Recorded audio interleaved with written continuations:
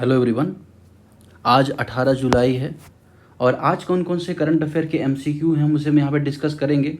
मैं आप सभी का इस चैनल में स्वागत करता हूँ, इंडियाज़ अफेयर्स बाय दिवस द्विवेदी।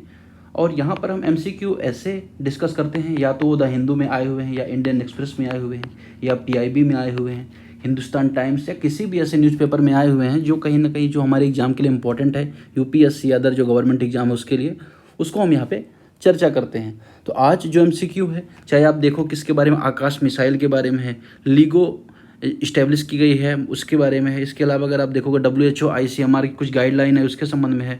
फिर भाषाई संबंध में जो आर्टिकल है, फिर एक्सियोम मिशन के बारे में है। इसके अलावा अगर आप देखो प्रोटोस्टोर के बारे में है, क्रॉनिक वेनस इनफिशियंसी के बारे में है, पोषण ट्रैकर ऐप के बारे में है, हाइड्रोजन पेरोक्साइड के बारे में। वहीं अगर आप देखो एक आइसलैंड है रेक्जेनस, अगर आप देखो पेनिनसुलर, उससे संबंधित है।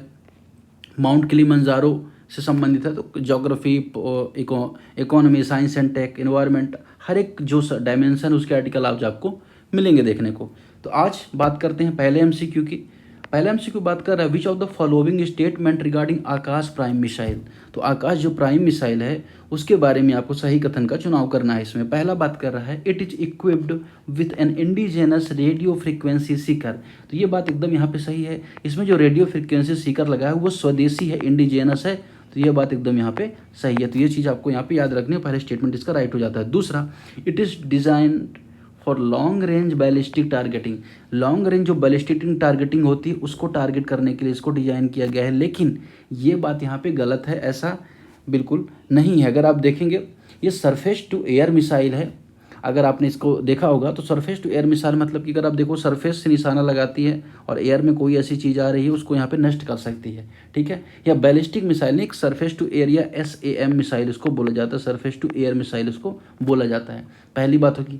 दूसरी बात है यहाँ पे अगर हो गई कि अगर मान के लिए कि 4500 मीटर के आसपास कोई ऊंचाई में कोई ड्रोन आ रहा है, कोई दुश्मन का विमान आ रहा है, तो उसे ये नष्ट कर सकता है।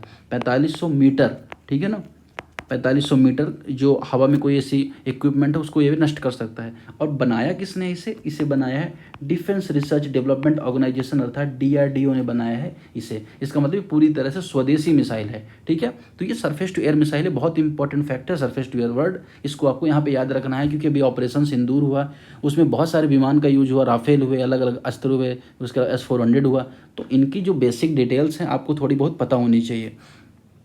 थर्ड स्टेटमेंट क्या बात कर रहा है, it can effectively intercept drone and aircraft at high altitude. यह क्या कर सकता है, जो ड्रोन होते हैं, एयरक्राफ्ट होते हैं हाई एल्टीट्यूड में ऊपर, उनको क्या कर सकते हैं, इंटरसेप्ट कर सकता है, उनको निष्क्रिय कर सकता है। ये बात यहाँ पे एकदम से सही है, ये हमने इसके बारे में देख लिया। तो स्टेटमेंट कौन सा सही हुआ, 1 और 3 जो स्टेटमेंट हुआ इसका यहाँ पर करेक्ट स्टेटमेंट हुआ। लेकिन अगर हम बात करें कि यहाँ पे 1-2 चीज़ों की और चर्चा हो जाती है, जैसे अगर आपने सुना होगा बैलिस्टिक मिसाइल के बारे में, तो आपको थोड़ा सा मैं बता देता हूँ। बैलिस्टिक मिसाइल होती है, सरफेस टू एयर मिसाइल होती है ना। और अगर आप देखें क्रूज मिसाइल भी होती है। क्रूज मिसाइल, बैलिस्टिक, अब देखिए ये जो बैलिस्टिक मिसाइल होती है ग्रेविटेशनल, अगर आप बात करें ग्रेविटेशनल वे का उपयोग करती, ग्रेविटेशनल, जैसे मान के लिए ग्रेविटी मतलब क्या होता है, ऊपर कोई चीज़ जा रही है और वो ऑटोमेटिकली वो नीचे की तरफ आएगी, है ना। तो उसका एक पाथ बनता है ना। बैलिस्टिक, उसको बैलिस्टिक ट्रेजेक्ट्री बोला जाता है। तो उसका अनुसरण करती है कौन सी, बैलिस्टिक मिसाइल, ठीक है। अब इसमें अगर आप देखोगे कौन कौन सी मिसाइल हैं, अगर आपने अग्नि सीरीज का नाम सुना होगा, अग्नि जो मिसाइल होती है, अग्नि 1, अग्नि 2, अग्नि 3, फिर पृथ्वी मिसाइल का आपने सुना होगा। तो ये जो मिसाइल्स हैं ये कैसी मिसाइल हैं, अगर आप देखें बैलिस्टिक मिसाइल्स हैं, दूरी तक मार करने वाली इनकी क्षमता होती है, ठीक है। ये आपको यहाँ पे याद रखना है। सरफेस टू एयर मिसाइल के बारे में हमने यहाँ पर देखा कि सरफेस टू एयर मिसाइल ज़मीन से हमला करने में, अगर सरफेस में कोई चीज़ आ रही है उसको हवा में नष्ट कर देना, एक तरह का डिफेंस मैकेनिज्म एक बेहतर करना। हालांकि कुछ कुछ पृथ्वी ब्रह्मोस जैसे कुछ मिसाइल भी सरफेस की तरह यूज हो जाती हैं, लेकिन बेसिकली इनका जो रेंज होता है वो बैलिस्टिक मिसाइल कंपेरिजन में कम होता है। फिर वहीं अगर आप बात करो क्रूज मिसाइल, तो क्रूज मिसाइल इस तरह का पाथ भी यूज करती है। मतलब अगर आप देखो ये लैंड है, सरफेस है, ये जाके यहाँ पे हिट कर सकती है। तो क्रूज मिसाइल एक तरह का आप देखो सीधा पाथवे यूज करती है, ठीक है। तो ये डिफरेंस आ जाता है दोनों में, कौन सा ग्रेविटेशनल वे का यूज करती है, कौन सा डायरेक्ट जाती है, ठीक है। अब ये थोड़ा सा आपको यहाँ पे याद रखना है। अगर आप बात करें ब्रह्मोस जैसी मिसाइल के बारे में आपने सुना होगा, ब्रह्मोस मिसाइल का, निर्भय मिसाइल के बारे में आपने सुना होगा। तो एक तरह क्रूज मिसाइल का ये बेहतर एक उदाहरण दिखाई देती हैं, ठीक है। ये चीज़ आपको यहाँ पे याद रखना है। इनका जो रेंज कम होती है लेकिन इनका निशाना बहुत सटीक होता है क्रूज मिसाइल्स का, ठीक है। तो ये तीनों के बारे में थोड़ा सा आपने यहाँ पर देख लिया। आगे हम अगले MCQ की तरफ बढ़ेंगे और बात करेंगे यहाँ पर लीगो इंडिया के बारे में कि लीगो इंडिया क्या है। अगर आप साधारण भाषा में देखिए तो क्या होता है, जब भी कोई ब्रह्मांड में या अगर आप देख खगोल में कोई भी ऐसी एक्टिविटी होती है, दो बड़े पिंड होते हैं, मतलब दो बड़े अगर आप बात करें ऑब्जेक्ट्स होते हैं और उन ऑब्जेक्ट में आपस में टकराते हैं तो ऐसी कोई सिचुएशन आती है तो क्या होता है, तो उनकी स्टडी करने के लिए यहाँ पर किसको बनाया गया, लीगो को बनाया गया है, ठीक है। लीगो की मदद से क्या होगा, ऐसी दुर्घटनाएं, ऐसी घटनाएं जो ब्रह्मांड में होती हैं लेकिन हमें दिखाई नहीं देती, समझ नहीं पाते, उनकी स्टडी करेगा लीगो, ठीक है। ये आपको यहाँ पे याद रखना है। तो लीगो का पर्पज़ क्या हो जाएगा यहाँ पर, लीगो का पर्पज़ हो जाएगा to detect gravitational waves enable India's participation in global astrophysics research. तो पूरी दुनिया इस पर काम कर रही है, ऐसा नहीं सिर्फ भारत काम कर रहा है। जब पूरी दुनिया काम कर तो भारत भी इसमें यहाँ पे पार्टिसिपेट कर रहा है। ये चीज़ आपको यहाँ पे याद रखनी है, ठीक है।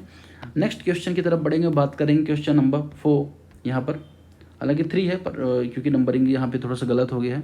According to WHO and ICMR guideline what is the recommended maximum daily sugar intake. तो दिन भर में कितना शुगर लिया जा सकता है WHO ICMR की गाइडलाइन के अकॉर्डिंग। अगर आप देखो तो देखो शुगर हो चाहे साल्ट, दोनों के लिए WHO बताता है कि आपकी ये लिमिट तक आप ले सकते हैं। जैसे अगर आप देखो साल्ट के लिए WHO क्या बोलता है कि 5 ग्राम, अगर आप बात करें 5 ग्राम प्रतिदिन अगर आप देखें तो नमक लेना चाहिए व्यक्ति को, है ना, जो कि 1 चम्मच, फुल चम्मच के बराबर जिस चम्मच में हम लोग खाते हैं, ठीक है। तो ये नहीं कि जैसे खाने वाला आइटम निकालते हैं, चम्मच जो नॉर्मल चम्मच होता है तो 5 ग्राम नमक लिया जा सकता है। तो ये WHO गाइडलाइन है। अगर आपको अपना ब्लड प्रेशर सही रखना है, स्वस्थ रहना है, या हृदय वगैरह रोग है, इन सबसे बचना, स्ट्रोक का खतरा कम रहता है अगर आप इतना लेते हैं तो। लेकिन अगर आप बात करें शुगर के बारे में तो शुगर के संबंध में क्या बोलता है, 25 ग्राम एंड 5 टीस्पून क्या किया जाता है, एक व्यक्ति द्वारा लिया जा सकता है। हालांकि शुगर जो होता है बहुत सारे फूड आइटम्स में होता है, तो उस तरह से ऐसा नहीं कि अब अगर आप नहीं खा रहे हैं 5 चम्मच शुगर तो आप कल से 4 गुलाब जामुन खाने लगे, ऐसा नहीं करना है। तो आपको यहाँ पे याद रखना है कि जनरली जो आप खाने खाते हैं, चाय पीते हैं, तो उसके थ्रू ही इतना शुगर आपके शरीर में चला जाता है। कम होना चाहिए 5 ग्राम, मतलब 5 चम्मच से, लेकिन इससे ज़्यादा नहीं होना चाहिए। नेक्स्ट क्वेश्चन बात कर रहा है भारत में जो भाषाई संबंध में आर्टिकल है, लैंग्वेज को लेकर काफ़ी विवाद देखने को मिल रहा है। अभी प्रेजेंट में आप देखेंगे कर्नाटक में कोई दुर्घटना हुई, तमिलनाडु में हुई, महाराष्ट्र में देखी जा रही है। तो भाषा संबंधी विवाद चर्चा में आ रहे हैं। अब अगर आप बात करें भाषा के संबंध में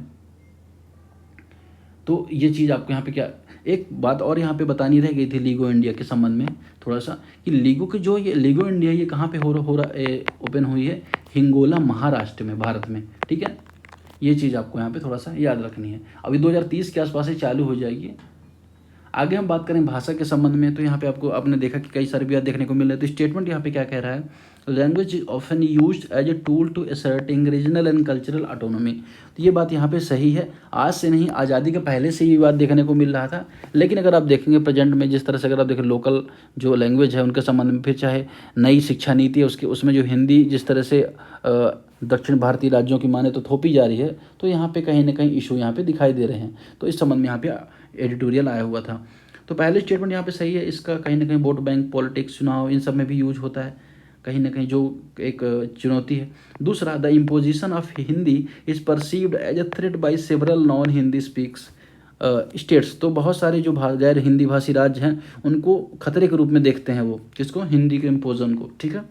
तीसरा, English is widely seen as a unifying and equalising force across all socio economic group in India. तो अंग्रेजी पूरे भारत में एक व्यापक रूप से देखा जाता है कि इसको यूनिफाई कर सकती है, लेकिन ये स्टेटमेंट गलत है। ऐसा कुछ भी नहीं है। सबकी अपनी अपनी भाषाएं, वो अपनी अपनी भाषाओं को ही महत्व दे रहे हैं। ऐसा नहीं है कि इंग्लिश को बोल रहे हैं कि इंग्लिश को आप क्या करो कि जनरलाइज कर दो, ठीक है। तो ये चीज़ आपको यहाँ पे याद रखनी है। तो यहाँ पे कौन सा स्टेटमेंट सही हो जाएगा, 1 और 2 स्टेटमेंट सही हो जाएगा, तीसरा जो स्टेटमेंट है यहाँ पे आपका गलत हो जाएगा, ठीक है। ये आपको थोड़ा सा याद रखना है।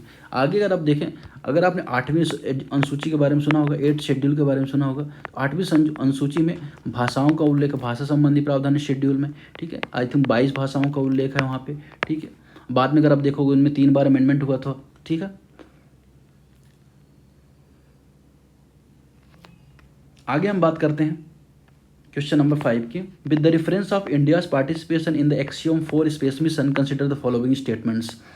एक्सियोम 4 मिशन के बारे में स्टेटमेंट आपको बताने हैं। It marks the first instance of an Indian astronaut visiting the international space station.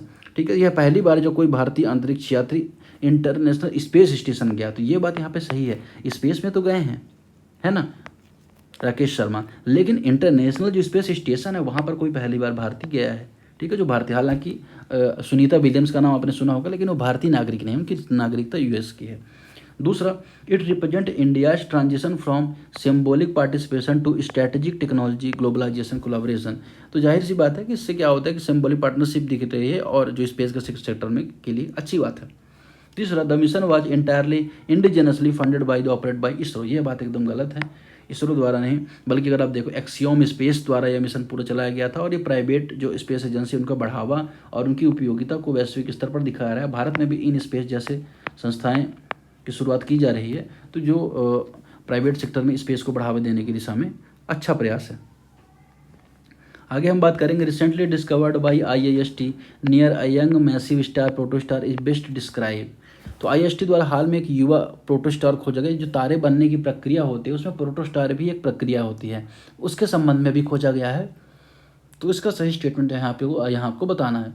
अब अगर आप बात करें, प्रोटोस्टार एक ऐसी अवस्था होती है जब गैस होते हैं, डस्ट होते हैं, उनका बादल अगर आप देखें एक तरह से सिकुड़ने लगता है, किसके कारण? ग्रेविटी के कारण। ठीक है, और ये नए फॉर्म में बदल जाता है, नए फॉर्म में बदलने लगता है। तो ये एक तरह की प्रोसेस होती है, एक स्टेप होता है तारे बनने की प्रारंभिक जो अवस्था होती है उसमें, तो इसे प्रोटोस्टार बोला जाता है। इसका सही आंसर क्या होगा? जिसका सही आंसर होगा D, A forming star it's early evolution stage. तो अपनी जो प्रारंभिक अवस्था को ये दिखाता है। तो स्टेटमेंट डी इसका करेक्ट है। क्वेश्चन नंबर 7 बात कर रहा है, chronic venous insufficiency recently in news primarily affected which of the following body system। तो कौन सी बॉडी सिस्टम को जो क्रोनिक वेनस इंसफिशियंसी इफेक्ट करता है? तो इसका सही आंसर क्या हो जाए? सर्कुलेटरी सिस्टम या परिसंचरण तंत्र को ये क्या करता है? निगेटिवली इफेक्ट करता है। आगे हम बात करेंगे यहाँ पर, अगर आप बात करें CPI जो होता है, पैरों की नसों को रक्त के ठीक से वापस हृदय तक नहीं पहुंच पाती है, तो कहीं ना कहीं जो ब्लड का सर्कुलेशन होता है एक तरह का रुक जाता है, जिससे सूजन होना, दर्द होना या तकलीफ, ये सारी चीज़ शुरू हो जाती है। ठीक है, ये चीज़ आपको यहाँ पे याद रखनी है। और इलाज अगर देखें तो परमानेंट, अगर हम व्यायाम करते हैं, योगा करते हैं, तो ये कहीं ना कहीं से हम निजात पा सकते हैं। क्वेश्चन नंबर 8 बात कर रहे हैं, with the reference to the Poshan tracker app Poshan Abhiyan consider the following statements. Poshan tracker app व पोषण अभियान के संदर्भ में आपको बताना है। पहला, पोषण tracker app was launched by the ministry of health and family welfare. तो इस मंत्रालय द्वारा पोषण ट्रैकर ऐप को लॉन्च किया गया था। तो पहला स्टेटमेंट ही गलत हो जाता है, ministry of women and child development द्वारा इसे लॉन्च किया गया था, ना कि हेल्थ मिनिस्ट्री द्वारा। पहला स्टेटमेंट आप एलिमिनेट करते हो तो दो आपको बी, 2 NC 2 और 3 यहाँ पे सही हो जाता है। यह इनेबल करता है रियल टाइम मॉनिटरिंग को of nutrition indicator of children, pregnant women and lactating mothers. तो दूध पिलाने वाली माताओं को, गर्भवती महिलाओं को, बच्चों के संबंध में ये क्या करता है? रियल टाइम मॉनिटरिंग प्रोवाइड करवाता है। तो बहुत सही बात है यहाँ पे, और ये स्टेटमेंट इसका सही है। तीसरा, Poshan Abhiyaan aim to reduce stunting anaemia, low birth weight among children and women. तो यह भी यहाँ पे काम करता है, कौन सा? पोषण ऐप, जो महिलाओं के संबंध, बौनापन, रक्ताल्पता, बच्चों के संबंध में इसको दूर करता है। क्वेश्चन नंबर 9 बात कर रहा है, with the reference of hydrogen peroxide consider the following statements.